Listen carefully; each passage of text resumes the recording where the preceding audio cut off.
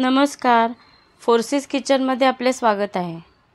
आज आपण करणार आहोत पौष्टिक अशी लाल भोपळ्याची खीर.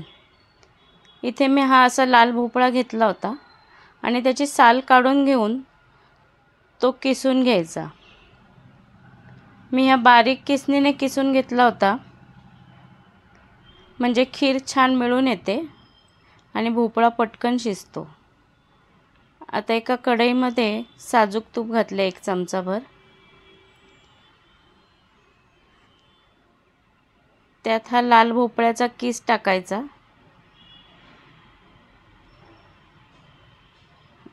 आणि चांगला परतून घ्यायचा. हा मी सगळा किस टाकला आणि सगळ्यात छान परतून घेतला.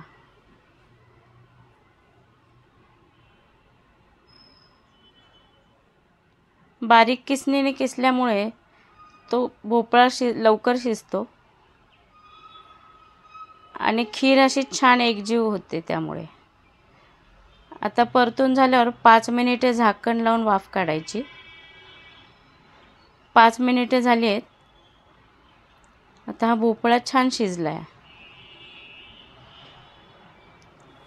नक्की करून पहा. खूप छान अशी खीर होते, पौष्टिक पण आणि चवीला पण खूप सुंदर लागते. आता हे असे शिजवून परतून घेतला आहे तो. वाफ काढल्यामुळे तो चांगला शिजला आहे.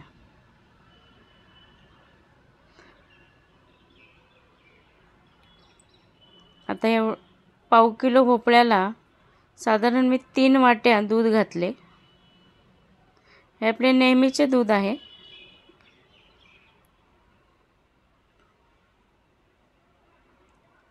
आता दूध घातल्यानंतर हे मिश्रण सतत ढवळत राहायचे, नाहीतर दूध यामध्ये फुटते. किती सुंदर कलर आला आहे. त्यात इतर काही गोष्टी न घालता केसर वगैरे तुम्हाला आवडत असेल तर तुम्ही घालू शकता, पण आता मी तर घातले नाही त्यात. पण कलर खूप सुंदर आला आहे. हे असे सतत ढवळ खीर शिजू द्यायची. तुम्हाला माझी रेसिपी कशी वाटली ते नक्की सांगा. आता यात 1 वाटी साखर घातली.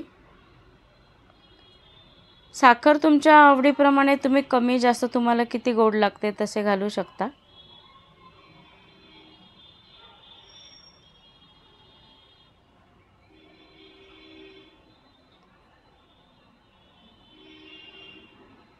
बघा, हे अशी ढवळत ढवळत ही खीर शिजू द्यायची, म्हणजे दूध फुटणार नाही खीरीत. तर आपली खीर तयार आहे. त्यात थोडी विलायची पावडर टाकली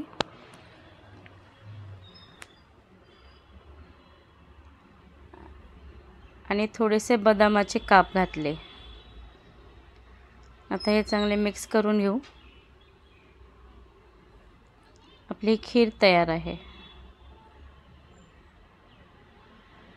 चॅनलला लाईक, शेअर आणि सबस्क्राईब करा. आता ही मस्त खीर एका बाउलमध्ये काढून घेऊ.